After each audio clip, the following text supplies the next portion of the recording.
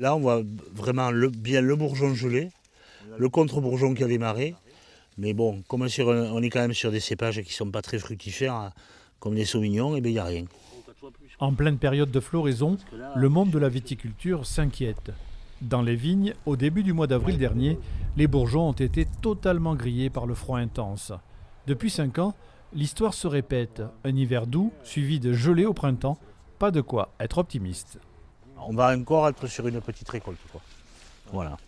Donc forcément, c'est très préjudiciable au niveau de la structure, hein, parce que le risque c'est et des pertes de marché, et aussi de la perte de revenus et du chiffre d'affaires pour les exploitations, quoi. Tout près de là, à Mescoul, cette viticultrice inspecte la parcelle la plus touchée par les gelées d'avril. Sur son vignoble de 30 hectares, le froid a endommagé 6 hectares de vignes, comme le prouvent ces photos. Conséquence, la floraison des futures grappes a pris du retard. Là, on le voit bien. Celle-là, elle est en pleine fleur, et là, on est encore, on a une bonne semaine encore. La cave de Sigoulès compte 65 viticulteurs. Un tiers d'entre eux attend les aides promises par l'État. C'est à l'hectare, c'est en fonction du rendement de chacun.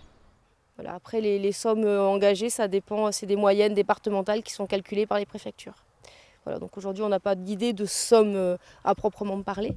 Ça, on le saura après la récolte, en fait. Donc il faut attendre qu'on ait vendangé, et puis après, on en reparlera. Dans l'Hérault, des viticulteurs ont déjà été indemnisés. En Dordogne, il faudra encore être patient.